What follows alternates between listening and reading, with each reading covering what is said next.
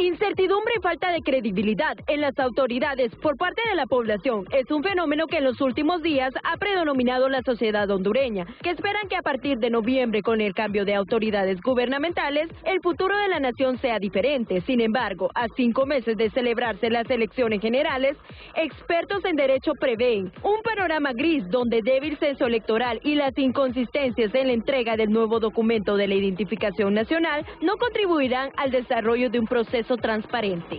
En este momento se mira color gris, en vista que hay muchas cosas, muchas cuestiones que no se han aprobado, hay un Consejo Nacional Electoral que sigue en pleito interno, no existen garantías todavía con respecto a lo que es el Censo Nacional Electoral, no existe garantía con respecto a la tarjeta de identidad nueva. Creo que se va a repetir lo mismo que pasó en la campaña del ingeniero Carlos Flores con doña Nora. Vamos a ir a una elección con ambas identidades, pero lo que más preocupa es el hecho del censo electoral. Yo creo que el manejar libritos en una elección general sería un grave error, en vista que se podía prestar mucho a lo que significa un fraude por parte de algunas personas que tengan representación en las mesas. Esta mañana en el diálogo de Hola Honduras conversaremos con líderes de opinión, la preocupación generalizada en relación a la corrupción, transparencia y reformas electorales.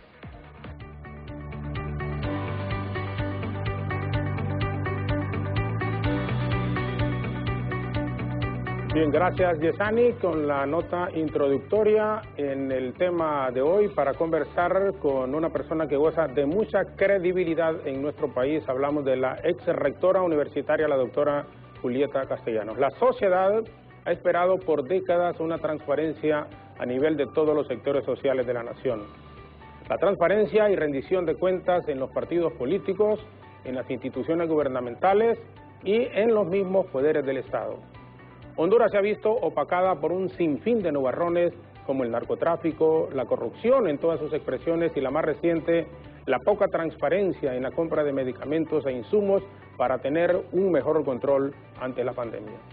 En el tema de la corrupción, la creación del Centro contra la Corrupción y la Impunidad en el norte de Centroamérica, instituido el pasado 3 de junio por autoridades estadounidenses, es un reflejo de la importancia que esta nación le da al combate contra la corrupción en la región centroamericana. Así lo han anunciado expertos. A esto se suma la temática nacional en cuanto a la transparencia en los próximos comicios de noviembre. La sociedad no confía en elecciones generales democráticas y sobre todo que no estén oscurecidas por actos irregulares. Agradeciendo también al momento de comenzar en el diálogo a la mañana de hoy a Efer, a Ethel y a Alejandra estos días de semana de ausencia que tuvieron por supuesto al frente también del diálogo. Vamos a conversar con la doctora Castellanos, es rectora de la universidad, para conocer cuáles son los caminos del país en temas cruciales y especialmente de cara a las próximas elecciones generales. Rectora, muchísimas gracias por acompañarnos y es un verdadero placer contar con usted esta mañana a través de nuestras estaciones de televisión, de radio y en Facebook, en BTV Somos Todos Honduras. Muy buenos días, por favor. Muy buenos días, licenciado Zelaya. Un gusto estar en su programa. Gracias por la invitación para poder plantear miradas desde diferentes sectores, en este caso específico, una mirada desde los trabajos que hicimos en el USBAS, en el tema de política, en el tema de cultura política y sobre todo en aquellos aspectos que tienen que ver con los problemas fundamentales del país. Quiero plantearle que en realidad el país siempre lo vemos con un nivel alto de complejidad. Creo que cada generación ve los problemas de su época como son insalvables para el país y ese es el momento que estamos viviendo ahora. Estamos viendo momentos de una complejidad muy grande. Yo creo que si marcamos un límite, estos problemas tienen como dos dimensiones. Uno son los problemas económicos estructurales que no se han resuelto en 40 años de régimen democráticos y tienen que ver con problemas económicos fundamentalmente, los problemas de la pobreza y pobreza extrema que se ha agudizado en los últimos 2 años con el tema de la pandemia y los huracanes, el tema de la exclusión, la inseguridad, que ha habido mejorías y vemos desde el año 2011 al año 2018 hubo una mejoría muy sustantiva, por lo menos de reducción en cuanto a los homicidios. Sin embargo, estamos viendo los últimos 2 años y específicamente este año un repunte de la inseguridad. Creo que el confinamiento el año pasado contribuyó a que los índices bajaran por lo menos en el primer segmento del año. Y la migración también, digamos que puede llamarse migración forzada, porque es una migración que por las características que tiene, la gente se lanza a irse del país en unas condiciones de inseguridad, de incertidumbre y arriesgando su vida. No es una migración segura. Por lo tanto, estaríamos hablando que la gente se ve obligada a irse por las condiciones de pobreza y de inseguridad. Esa es una dimensión de los problemas. La otra dimensión son los problemas políticos, los problemas de la ingobernabilidad, de la confrontación política, de la fragmentación política partidaria. Creo que esto podemos ubicarlo en la crisis del año 2009, una crisis que lleva a la expulsión violenta de un presidente de su cargo, que salió del país también por la fuerza, de manera involuntaria, fue subido en un avión y usted va para afuera, que hoy precisamente se están cumpliendo 12 años de ese golpe al Ejecutivo. Nosotros en la Comisión de la Verdad le llamamos golpe al Ejecutivo porque no fue el clásico golpe de Estado donde los militares se hacían con el poder, se alzaban con el poder. Es la expulsión de un presidente y es sustituido de una forma que no está prevista en la Constitución por el presidente del Congreso, y continúa trabajando el Congreso Nacional y la Corte Suprema de Justicia. Por lo tanto, es el golpe de un poder del Estado a otro poder del Estado. No es real que fue ejecutado vía Fuerzas Armadas por una orden judicial. Por eso es que en la Comisión de la Verdad le llamamos golpe al Ejecutivo y no un golpe de Estado, porque no fue el clásico golpe de Estado que tuvimos años 70, años 60, 70 en América Latina. Esa ruptura política del año 2009, todavía hoy estamos pasando las consecuencias. Una de esas consecuencias fue obviamente el fin del bipartidismo. Las elecciones del año 2009 fueron las últimas donde los 2 partidos políticos tuvieron posibilidad de ganar las elecciones, cualquiera de los 2. Si recordamos nosotros, las encuestas daban como favorito al candidato del Partido Liberal, el señor Elvis Santos. Pero obviamente la crisis política lleva a una profunda crisis al Partido Liberal, y en este sentido la fractura al Partido Liberal todavía hoy se está padeciendo. Y en este sentido, ahí es donde viene la crisis profunda del sistema de partidos políticos, del bipartidismo, y viene la explosión de una cantidad de partidos políticos. Si recordamos nosotros, pasaron 30 años con 2 partidos mayoritarios que acumulaban el 94-95% del electorado, y 3 partidos que tenían el 5% del electorado. O sea, por eso hablamos siempre de un bipartidismo, aun cuando participaban 5 partidos políticos. Sin embargo, todo esto después del 2009 ha deteriorado muchísimo lo que ustedes planteaban en la introducción, la credibilidad institucional. Las elecciones del año 2009 salieron adelante.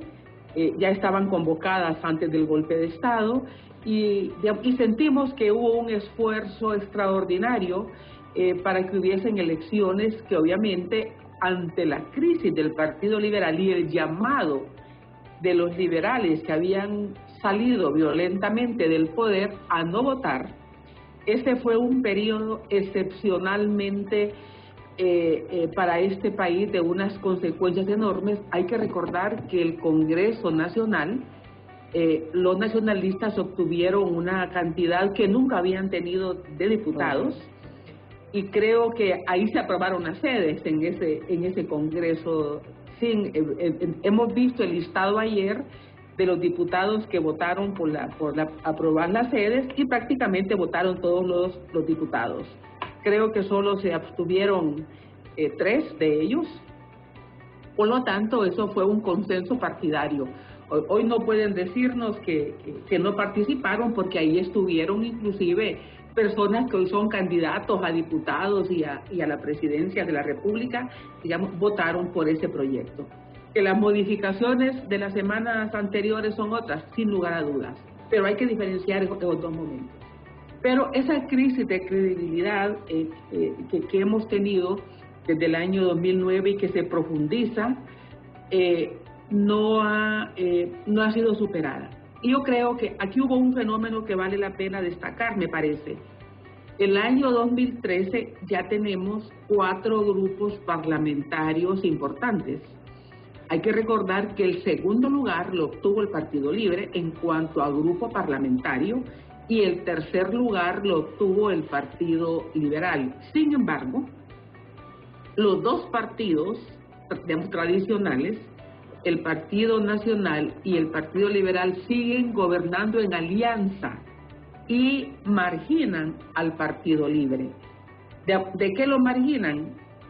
Lo marginan de las cuotas de poder que se siguen distribuyendo en el Congreso Nacional entre liberales y nacionalistas. Cuotas de poder en la Corte Suprema de Justicia, cuotas de poder en los órganos contralores del Estado y fiscalizadores del Estado, y cuotas de poder en los órganos electorales. Hay que darnos cuenta que en estos 3 grupos de instituciones, la Corte Suprema de Justicia, siempre ha habido una distribución alicuota dependiendo del partido que gana. El partido que gana, ahora que son 15 magistrados, tiene 8, y el partido que pierde tiene 7. Eso cuando era el bipartidismo, pero esto se ha extendido todavía hasta el día de hoy. Por eso es que los del Partido Libre están apostando a tener un grupo parlamentario importante, bueno, y a ganar, como todos los partidos que compiten, para poder redistribuirse esas cuotas de poder en la Corte Suprema de Justicia. Digamos, el bipartidismo en sentido estricto se extendió, aun cuando ya el Partido Liberal no era la segunda fuerza política, sino la tercera fuerza política. Y esto creó una irritación, en Libre, creó un rechazo, un reclamo permanente, una protesta, permanente. Es probable que si Libre hubiera estado siendo parte de este proceso de cuotas de poder, no estuviese con esos señalamientos de gobierno ilegítimo, de gobierno espurios, porque ellos estarían siendo parte de todo este proceso.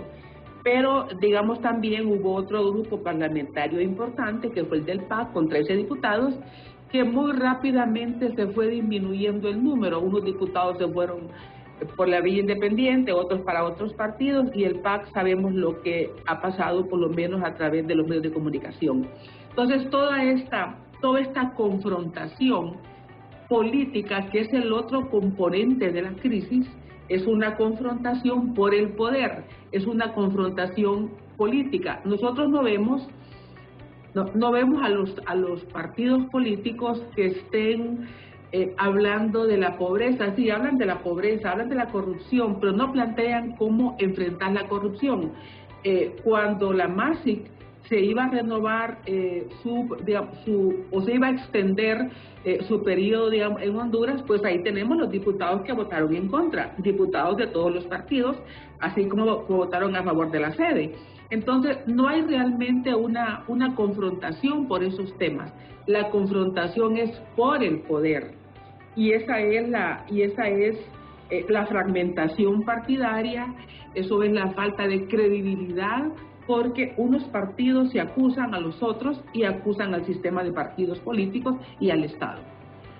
Doctora, con usted, y realmente vamos a dejarla con la amplitud del caso porque tiene la autoridad moral para ofrecer este tipo de opiniones tanto a nivel nacional como a nivel internacional. Por ello nos va a permitir una pausa porque queremos que profundizar esto hace 12 años, que se cumplen hoy precisamente el golpe de Estado, la pobreza, la inseguridad, la falta de empleo, la corrupción que permite que la gente quiera irse todos los días. No hay un día de Dios que no, lo que pasa es que a veces en caravana o en particular hacia los Estados Unidos. Y la crisis, como ustedes mismos que formó parte de la Comisión de la Verdad, dijeron golpe de Estado al Ejecutivo. Y en efecto ahí aclararon algunas cosas. Vamos a profundizar por favor un poco más con la doctora Julieta Castellanos, rectora de la Universidad Nacional Autónoma de Honduras. Una pausa breve en radio y televisión. Nos quedamos con Ethel Valladares en Facebook recibiendo sus mensajes, sus comentarios en relación a la participación hoy de la rectora universitaria, la doctora Julieta Castellanos. Pausa breve y volvemos con nuestra invitada. Tantos temas que se tienen y que se pueden con ella, por supuesto, abordar.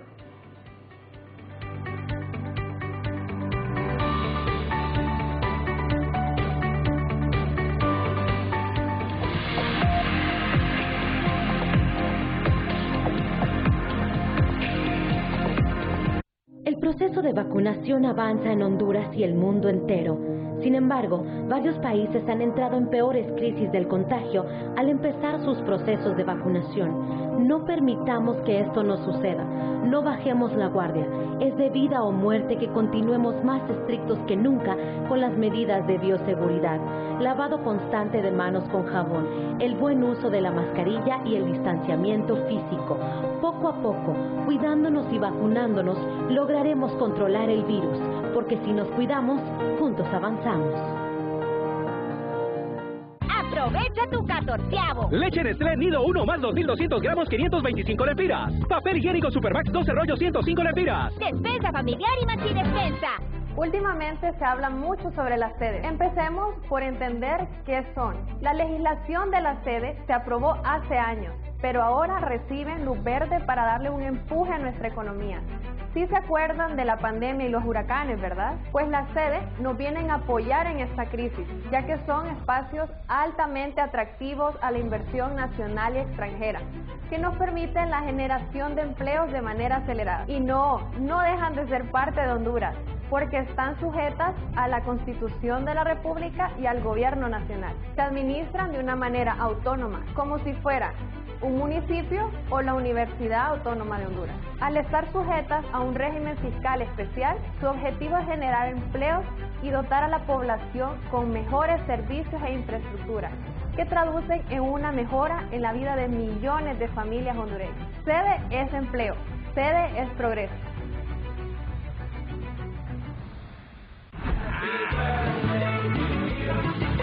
Queremos felicitarte en tu cumpleaños.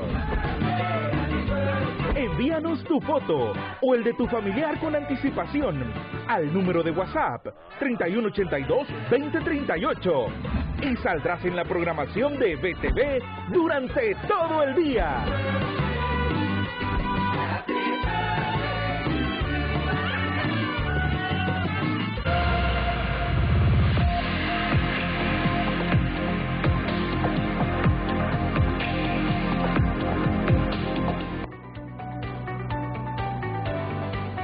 Regresamos en radio y en televisión, estábamos únicamente en Facebook con nuestra señal, volvemos con la rectora universitaria, la doctora Julieta Castellanos. ¿Cómo? Bueno, y tantas cosas decía que se le puede preguntar, pero esto de las sedes, se aprobó en el gobierno del presidente Lobo, ahora se le da seguimiento en el presidente Hernández Alvarado.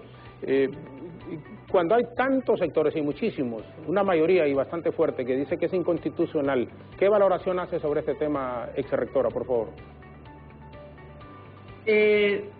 Bueno, digamos, yo creo que, digamos, las sedes, así como están vistas y con las reformas que han hecho, probablemente como fueron concebidas originalmente también, tienen ese concepto de enclave, pero van más allá de lo que fueron los enclaves bananeros, porque si bien es cierto, los enclaves bananeros, cuando se ven retrospectivamente, se hace una valoración, digamos, diferente.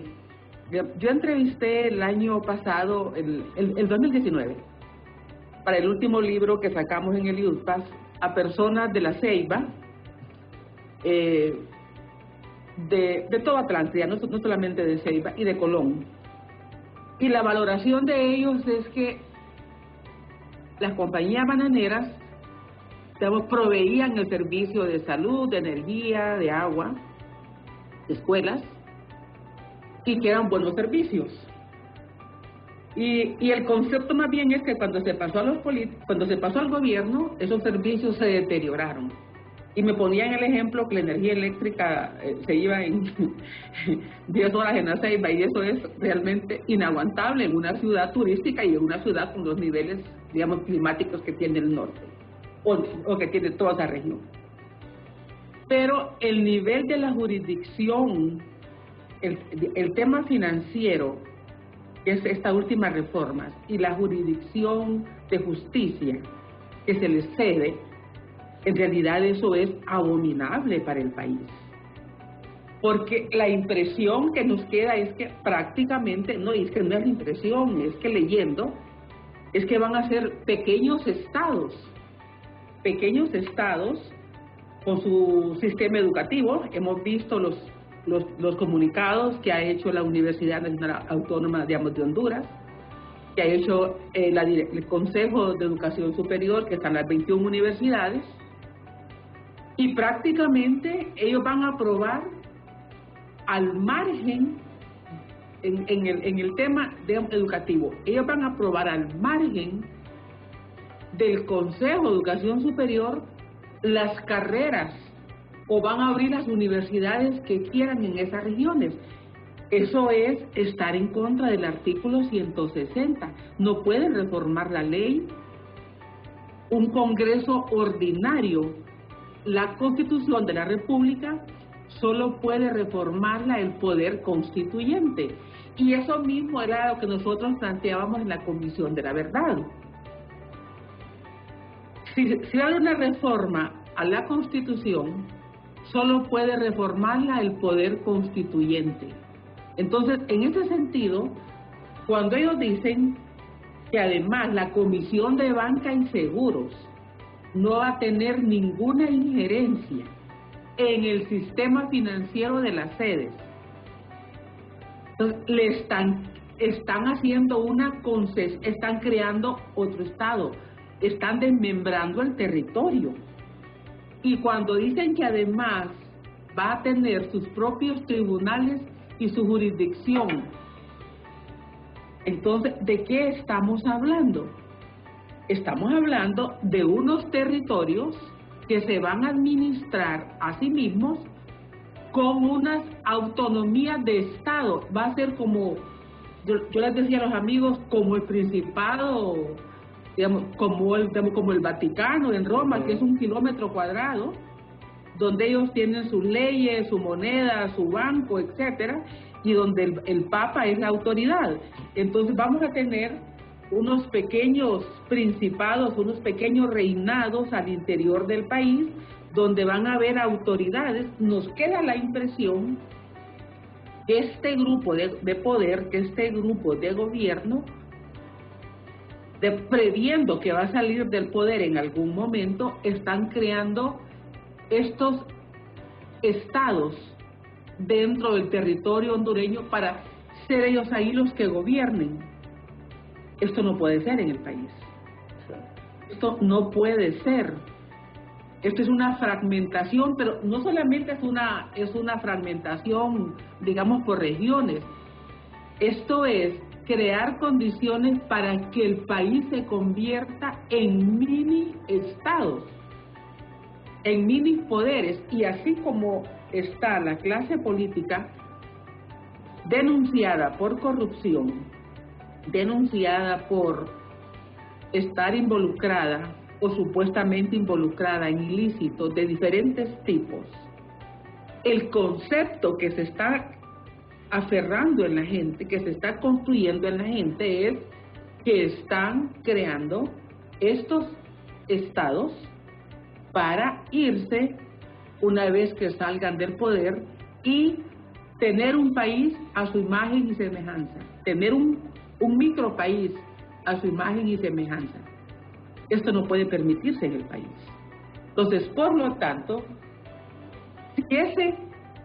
si los conceptos de la sede en el 2012, que se publica en 2013 en la Gaceta, no son esos, y fue lo que se aprobó, lo que han hecho hoy realmente es abominable para el país.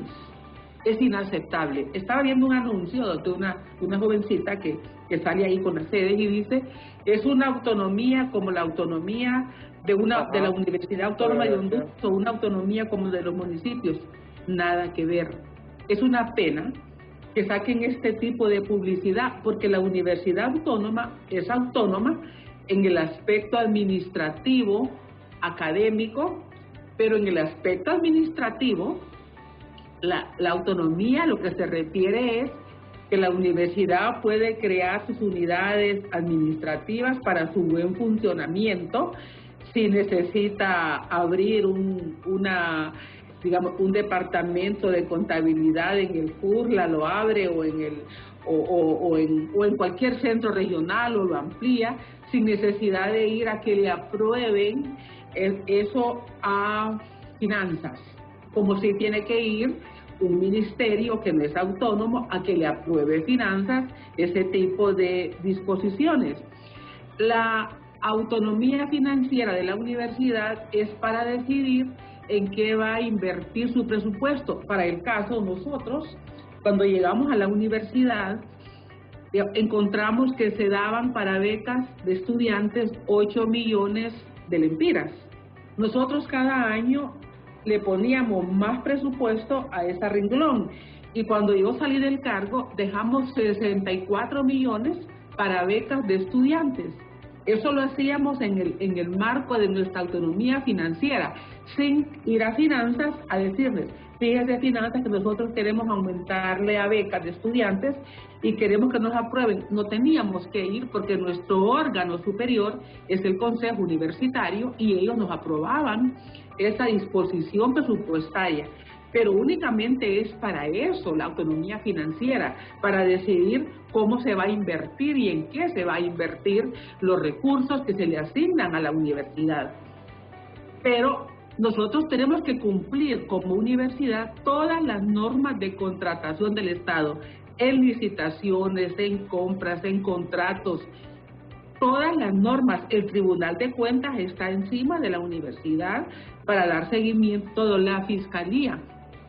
Los temas laborales o los temas de los juicios por demandas que la universidad interpone o que le interponen a la universidad no tiene sus propios tribunales. Nosotros vamos a los tribunales del país. Entonces, esa comparación de ese anuncio es un engaño. ¿Por qué engañan? Es la pregunta.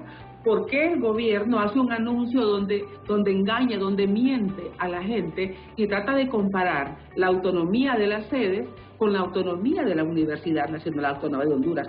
Esa es una mentira que más bien genera más dudas, y uno se siente ofendido porque dice, ellos saben que no es cierto. Quien hace ese anuncio, quien ordena ese anuncio, sabe que eso no es cierto. Entonces, uno dice, ¿por qué nos están mintiendo? ¿Por qué siguen engañando? Si nos engañan a todos, y ese anuncio que es abierto va a un público como ustedes, como nosotros y como otros más que entienden que eso no es cierto, y uno dice, si tienen esa capacidad de mentir abiertamente que no pueden hacer en la oscuridad. Entonces, creo que es muy bueno que la gente, que las organizaciones, que las instituciones, que los gremios se pronuncien en contra de las sedes, pero no solo que se pronuncien, que hagamos algo más para que eso no continúe. Doctora, quienes nacimos, somos de la costa norte, por ejemplo, en la zona de Guanchía, del Progreso y especialmente en mi caso de Coyoles Central, un campo que se llama Palo Verde, que nacimos y crecimos ahí. Usted hablaba al comienzo de salud, que nos la daban en forma gratuita, nos daban energía gratuita, vivienda gratuita, escuela gratuita, desayuno gratuito ahí en la escuela, pero el país como tal tenía jurisdicción sobre toda la zona del Bajo Aguán. La jurisprudencia de justicia que se está hablando en este momento no es la correcta.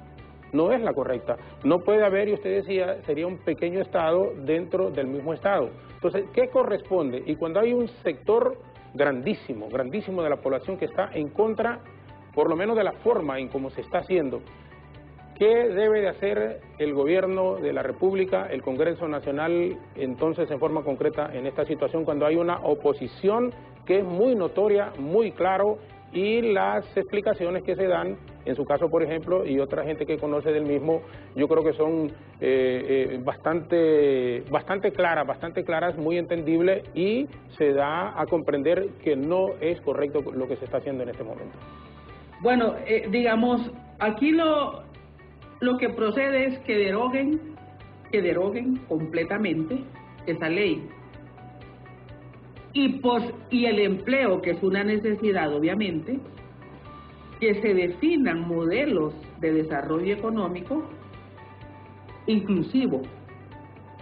Digamos, es legítimo que quien pretenda gobernar se preocupe por el empleo en este país, pero no destruyendo el país. Mire, yo en el tema de las sedes, inclusive antes de esta última etapa de esta reforma que son tan dañinas, yo tenía otras inquietudes que las voy a hacer sentir. Mire, los que conocemos las islas de la bahía, sabemos que las islas tienen capacidad para un porcentaje de gente. ¿Por qué? Porque las islas necesitan procesar desechos sólidos, excretas y todo lo que producimos de basura los humanos. Necesita procesarlo. Necesita una cantidad de agua para consumo humano, una cantidad de agua para consumo industrial. Digamos, si aún con el turismo uno ve el deterioro y las islas han tratado de tomar algunas medidas, como el uso de plástico, que vi que lo impusieron hace unos meses, o tal vez más de un año, etcétera. La pregunta que uno se hace es, la necesidad de vivienda para esos 3.000 o 5.000 que van a llegar a vivir a las islas de un solo, no van a ser solteros siempre, o se van con sus familias. Digamos que si son 3.000 empleos o 5.000 empleos, multipliquémoslo por 5. Porque estamos hablando de familias entre 4 y 5 miembros, como mínimo. Los hondureños tenemos 2 o 3 hijos por familia, como promedio. Entonces, estamos hablando de 25.000 personas, entre 20, 25, 30.000 personas, que llegan a vivir a una isla y que esa isla necesita agua, vivienda, servicios públicos, energía. Entonces, es cierto, se da empleo, pero se deterioran otras condiciones de vida de la comunidad. Es lo mismo que ha pasado con las maquilas. Mire, yo recuerdo cuando yo entré a la universidad como rectora, unos diputados de Cortés me abordaban. Mire, licenciada, me decían, hay que hacer algo por el valle, por Choloma, hay que hacer algo por Villanueva. Entonces nosotros ahí abrimos un telecentro. Mire, nosotros, y me lo dijeron con estas palabras, nosotros no imaginamos el daño que le íbamos a hacer al Valle de Sula cuando aprobamos todo esto de las maquilas. ¿Usted se imagina esos gobiernos municipales con empresas que no pagan impuestos?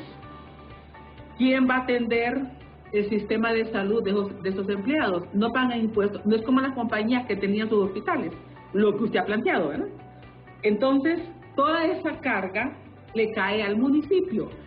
La carga del problema de cómo procesar la basura, bueno, el agua al final, la energía, la vivienda, vienen los hacinamientos y con todo ese problema viene la inseguridad.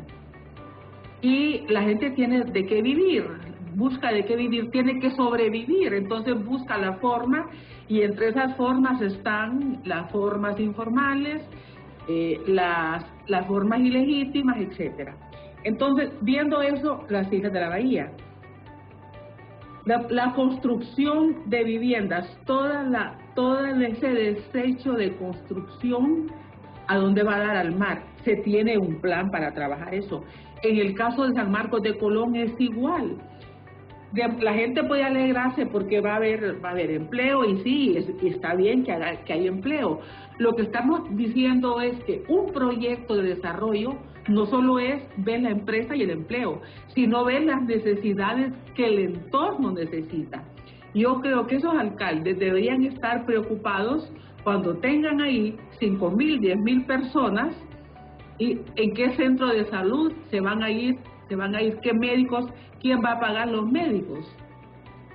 Digamos, la vivienda, quién la va a construir o van a hacer, digamos, inversiones, cobachas, o los sueldos van a dar para pagar todo eso. No es tan sencillo. Y sí se necesitan proyectos de desarrollo en el país, sin lugar a dudas, pero tienen que hacerse no con la mirada política, no tienen que hacerse con el afán de conseguir votos en un año electoral y decir, mire, nos preocupa el empleo y por eso estamos haciendo esto. Tiene que ser realmente con una visión, no solamente de los políticos, de los ingenieros, de los urbanistas, de la gente, de los economistas, obviamente. Entonces, en este sentido, el país necesita de esos proyectos, pero que lo haga gente que conoce de los problemas, que puede prever. Los arquitectos urbanistas pueden ayudar muchísimo en eso, pero aquí los políticos creen que saben todo y en años electorales se inventan una cantidad de cosas porque lo que quieren es ganar votos, y si han estado en el poder tantos años y si han sido, digamos, diputados por 20 años o por más o por 10 o por 12 años, porque no se preocuparon, se preocupan 8 meses antes de las elecciones, 6 meses antes de las elecciones, porque con eso pretenden seguir gobernando. Eso es lo que es, digamos, repudiable en este proceso.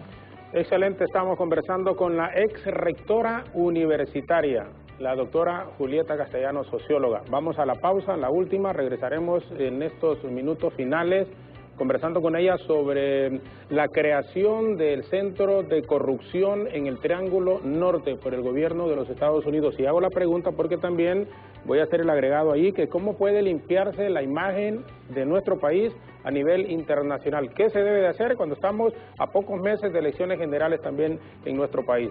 Pausa en radio y televisión, nos quedamos siempre con Ethel Valladares en Facebook en este instante y regresaremos con nuestra distinguida invitada la mañana de hoy.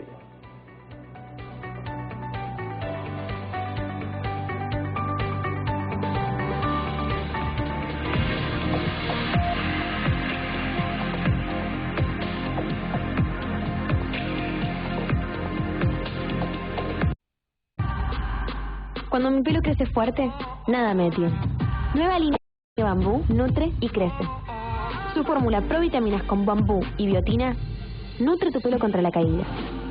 Nuevo Pantene Bambú nutre y crece. Prueba también la mascarilla nutritiva con bambú y biotina. Seguimos vacunando a la población. Arranca la 5ª jornada de vacunación contra la COVID-19 del 21 de junio al 3 de julio con los siguientes grupos: trabajadores de salud públicos y no públicos pendientes, adultos mayores de 65 años con o sin comorbilidad, población con comorbilidad de 50 a 59 años, personas con discapacidad desde los 12 años en adelante, trabajadores esenciales priorizados por riesgo de exposición como grupos de apoyo, cuerpos de seguridad, reactivación turística, recolectores de desechos sólidos, personal de funerarias, personal del SANAA, reapertura educativa. Paso a paso nos cuidamos todos. Vacuna más cuidado igual a protección. Gobierno de la República. Axilas, las rasuras, las depilas y la irritación puede generar manchas. Presentamos el nuevo Dove Skin Calming con caléndula y un cuarto de crema humectante, axilas hidratadas y 48 horas de protección. Calma la irritación y restaura el tono natural de tu piel. ¿A que no sabías? Que en el año de 1967 el capitán Ali pasa la mayor parte de su tiempo lejos de su familia. Mientras está afuera, su esposa Semil cuida a sus 4 hijos. Un día luego de regresar a tierra, Semil encuentra una carta que revela que su marido tiene una amante extranjera llamada Carola. A partir de ese momento, nada permanecerá igual en la familia. En la novela de Tormenta de Pasiones, debido a la intensidad y tristeza de las escenas, muchos de los actores recibían durante la grabación asistencia psicológica, sobre todo el niño Osman. Sin embargo, cuentan que el pequeño tenía un talento innato, tanto para trabajar como para comprender que eso no era real. Ahora ya lo sabes. Disfruta de nuestra novela Tormenta de Pasiones de lunes a viernes a las 10 de la noche, solo aquí en BTV Somos Todos.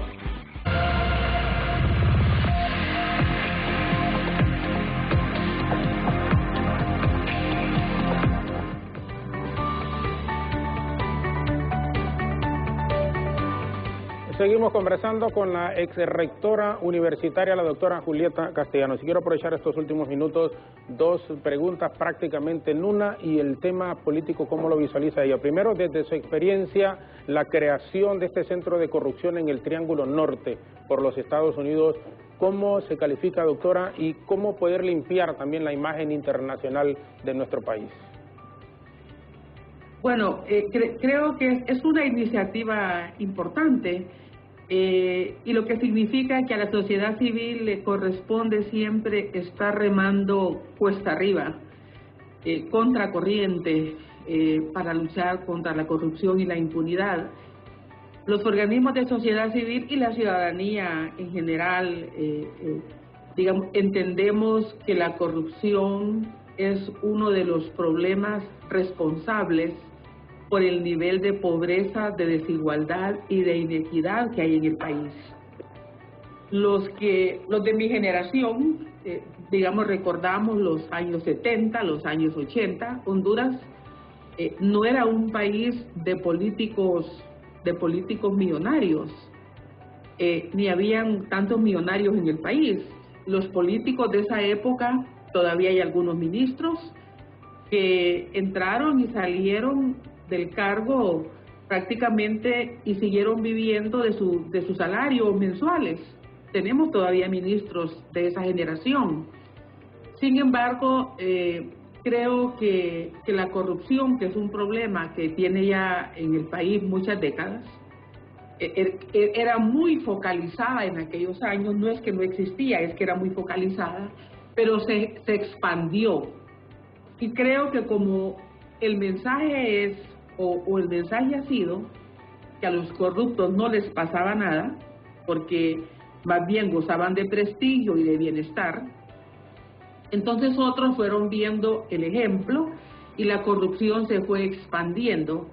Y hoy, por supuesto que hay excepciones, pero la mayoría de políticos, incluyendo diputados, ministros, presidentes y otros cargos importantes, y a veces cargos menores inclusive, pasan de ser funcionarios a ser grandes empresarios. Y creo que en esto lo que uno ve es la ineficiencia del Estado, o un Estado que está atrapado por las mismas élites. porque si el Tribunal Superior de Cuentas funcionara, si los órganos contralores funcionaran, esto no pasaría. Todo funcionario público tiene que declarar inclusive cuando recibe un ajuste salarial. Los que hemos sido empleados públicos que tenemos presupuesto bajo nuestra responsabilidad, como fue en mi caso, cuando se hace un ajuste como los que se hacen a veces anuales del índice del índice de precios al consumidor, que es de 4%, a veces más, a veces menos, hay que ir al Tribunal de Cuentas y se llena un formulario y se entrega donde dice: ahora mi sueldo es tanto, ya no es el del año pasado porque hubo un ajuste tal. A uno le piden inclusive su número de tarjeta de ahorro y cuánto tiene en cada tarjeta, los bienes que tiene, los bienes que adquirió en el año que está declarando. Entonces uno siente que eso es puro formalismo, porque cuando uno conoce que hay funcionarios que les incautan millones en bienes, millones en cuentas bancarias, uno dice: ¿y dónde estaban los órganos contralores del Estado? Y el problema es que las investigaciones a veces, cuando hay un caso que es una corruptela de $500,000, de 800,000, dicen: eso no es nada, ¿eh? Eso no es nada, si hay otros que roban más. Pero las pequeñas mafias en las instituciones van cogiendo confianza. No los agarran por 200,000, no los agarran por 500,000, entonces siguen hasta que destruyen las instituciones. Así se destruyó Hondutel, así se destruyó la ENE, así se han destruido los bancos nacionales, que han quebrado porque prestaron a gente que no podía pagar y después les condonaron. Así se quebró, otras instituciones que liquidaron o que las privatizaron, como la lotería, que antes de ahí salía para, todos recordamos, por lo menos mi generación y probablemente otras más jóvenes, aquello que se llamaba, digamos, el binomio madre-niño, que eran los fondos de la lotería para eso. Entonces, así fueron quebrando las instituciones, porque estas mafias pequeñas que fueron surgiendo, fueron creciendo y después no les bastó los recursos de los presupuestos, sino que entraron al crimen organizado también. O sea, se volvieron tan insaciables que no resistieron la tentación de las ofertas que recibieron del crimen. ¿Cómo limpiar el país? Bueno, hay que pasar por un relevo de las dirigencias de este país, porque son las dirigencias de este país los que están comprometidos obviamente con el crimen, los que están comprometidos con la corrupción, los que van a ser un obstáculo. Nadie, pero nadie que se haya enriquecido de manera ilícita va a estar a favor de luchar contra la corrupción. Nadie, pero nadie que no pueda justificar el origen de sus bienes va a estar a favor ni que el Estado fortalezca los órganos contralores, ni que surjan comisiones como la que ahora está surgiendo o se va a crear. Esta comisión está integrada por organismos en cada país que tienen credibilidad. Por Honduras está CNA, está ACJ, está el FOSDE y está SONOC. Creo que en los tres países están los capítulos de transparencia internacional que las van a integrar.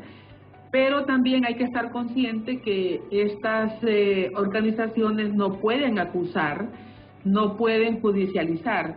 Creo que van a tener que diseñar una estrategia muy hábil, muy ingeniosa para que funcione el Estado en estos casos. Y creo también que es un mensaje muy claro de esta administración en Estados Unidos para apoyar estas iniciativas, convencidos de que la migración es un enorme problema. Mire, si algo puede ayudar a que se combata la corrupción es la migración irregular, es la migración en caravanas, porque ese es el punto más débil que tiene la administración Biden en este momento. Es el punto donde no está bien evaluado, aún por sectores demócratas. Ellos, como todo partido, van a querer tener un segundo periodo y los republicanos los tienen encima de este tema. Es el tema del talón de Aquiles. Si no logran controlar los flujos migratorios y si no logran una migración ordenada y que no sea ese escándalo que se da en la frontera sur de Estados Unidos. Escándalo me refiero en cuanto a los campamentos, de la cantidad de migrantes queriendo entrar, a eso me refiero por escándalo. Sí. Si no logran controlar eso, ese va a ser el problema que los republicanos van a tomarse. La semana pasada estuve en un foro 2 días, en un foro por Zoom obviamente, 2 días, desde Washington con políticos de América Latina, con académicos de América Latina, con gente que ha estado en cargos de todo el continente, y en realidad hay coincidencia en que este es el tema donde la administración Biden va a poner muchísimo empeño para el continente, digamos, además de los temas de la crisis de la democracia en el continente, los problemas, sobre todo el último caso en Nicaragua, donde ahí también hay enormes preocupaciones por lo que puede ser en el futuro ya inmediato en ese país. Y los problemas del continente que se fueron analizando, pero si nos vamos al tema de la corrupción vinculado con la migración, en ese sentido, sí, creo que hay conciencia que si los recursos que se desvían para la corrupción, si los recursos con los que se quedan funcionarios y políticos fuesen a los programas de desarrollo, fueran para inversiones, digamos, duraderas, estables, si se invirtieran en la gente excluida del desarrollo, el problema migratorio bajaría. No solo es el tema de seguridad lo que hace que la gente se vaya, también es el tema de las oportunidades. Doctora, tantos temas, como dicen, para abordar con usted, que la voy a comprometer antes de finalizar, que tengamos nuevos programas, porque es primera vez realmente que yo he tenido la oportunidad de entrevistarla. Y así en estos 5 minutos que tenemos, ¿cómo ve el panorama político y si hoy fueran las elecciones, en su concepto, quién las gana? Porque obviamente van a haber elecciones en el mes de noviembre y entonces como socióloga, ¿cómo miran la situación? Bueno, yo creo que quién las gana, si nosotros vemos la ley electoral, todavía estamos hablando de mayoría simple. Habiendo ya 4 partidos que van a tener con opción a ganar, va a ser un voto muy dividido y probablemente el que gane va a ganar con un 30-35% del electorado. En ese porcentaje se va a quedar. Y eso es lo lamentable y por eso es que se requiere de una segunda vuelta. Una segunda vuelta no es necesaria cuando hay un bipartidismo, pero cuando hay 4 grupos con opción a tener entre el 15 y el 25% de los electores, sí hay realmente necesidad de una segunda vuelta, porque cualquier gobierno que surja, cualquier partido que gane y que gobierne con un porcentaje del 30-35% está teniendo más del 60% en contra, y eso es lo que produce esa irritación, esas demandas, esa ingobernabilidad, que es el concepto pues que más se utiliza para referirse a estos casos. Los 3 partidos que ya están inscritos y que han participado, que tienen mayor opción, pues ya sabemos: Liberal, Nacional y Libre.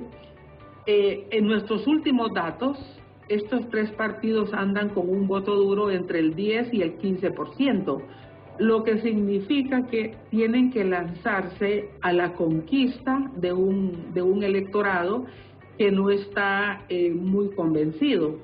Ese porcentaje, y por eso es que se lanzan a la conquista del voto con proyectos como los que hemos hablado, con regalías, con dádivas, con clientelismo, y el que más tiene para dar, pues es el que tiene teóricamente más posibilidades de conquistar esos votos, sobre todo ese voto que no es un voto crítico, que es un voto que de repente no valora el mediano y largo plazo, sino que más valora resolverlo inmediato. Creo que el electorado de Cortés, el electorado de las ciudades intermedias, grandes, y el electorado de Tegucigalpa va a jugar un papel importante porque es el voto más crítico, más independiente. Lo que habría que ver es si ese voto urbano, independiente y crítico va a ser suficiente para inclinar a un elector. Va a depender de los candidatos que haya y de los temores también que haya. El miedo también juega un papel importante. No votar por X partido porque nos puede pasar esto, o nos pueden, los empleados públicos probablemente si voten por el partido que gobierna, muy seguramente porque están cuidando su empleo. Los partidos que no ganan, el Partido Liberal, hay que darnos cuenta que no gana desde el 2006. Un partido que pierde 4 procesos electorales es un partido que puede verse derrotado sus miembros y desencantados. Un partido libre que participa ya por tercera vez y mantiene un electorado que también es importante, es muy sustantivo, pues igual puede desesperarse la gente porque no consigue empleos. Entonces, yo creo que median muchas cosas como para tener incertidumbre sobre quién va a ganar. Pero los 4 partidos de Salvador de Honduras, que es la novedad en estas elecciones, pues creo que le va a quitar voto, sobre todo al Libre, le va a quitar voto a los liberales. No creo que le quite tanto al Partido Nacional, porque el Partido Nacional tiene menos votos independientes, más después de 3 periodos, de gobernar. Es un partido que no va a ganar el voto independiente, porque ya ha demostrado todo en 12 años. Entonces, creo que esas son las variables que hay que tomar en cuenta para analizar estas elecciones. Muchas gracias. Doctora, todo lo contrario, gracias a usted, y lo que le dije, se lo reitero, sí nos va a acompañar en nuevos programas. Igual yo soy de la generación suya, entonces todo lo que nos ha expuesto esa década de los 70, de los 80, lo recuerdo perfectamente, así que perfectamente. Con gusto, nos ponemos de acuerdo y ahí buscamos un espacio con mucho gusto. Perfecto, gracias doctora, un abrazo fuerte, que tenga un buen comienzo de semana y muchísimas gracias. Buenos días. Buenos días. La doctora Julieta Castellanos, rectora de la Universidad Nacional Autónoma de Honduras, nos ha acompañado esta mañana en el diálogo. Y los temas que ha expuesto son solo algunas soluciones que las autoridades deben considerar para poder salir a flote en medio de críticas que nuestro país ha obtenido debido a la reputación que le precede en temas de corrupción y en temas de narcotráfico. El cambio de autoridades será efectivo en enero del próximo año, después de las elecciones, el último domingo del mes de noviembre. Quienes estén en el poder deben ser más conscientes de la necesidad de una sociedad que solo busca sobrevivir a los altos costos de la vida y a la misma inseguridad. Hoy más que nunca es prioritario buscar paz y armonía para la sociedad hondureña. Por ello, nuestros gobernantes deben estar más cerca del pueblo, para no solo entender los problemas de nación, sino para darles una solución completa. Ha sido un enorme placer conversar esta mañana con la doctora Julieta Castellanos, socióloga, ex rectora de la Universidad Nacional Autónoma de Honduras. Y mañana tendremos al jefe de bancada del Partido Nacional, al candidato alcalde de Tegucigalpa y presidente del Partido Nacional, el abogado David Chávez Madison. De momento, Alejandra Rivera, Ethel Valladares y Efer Guevara continúan hasta las 9 en punto de la mañana, por supuesto también con el apoyo de Yesani Mondragón y de todo este gran equipo que siempre trabaja para ustedes, que nos ven, que nos escuchan y que nos siguen también en las redes sociales. A todos y a todas, Muchísimas gracias, muy buenos días y que Dios les bendiga.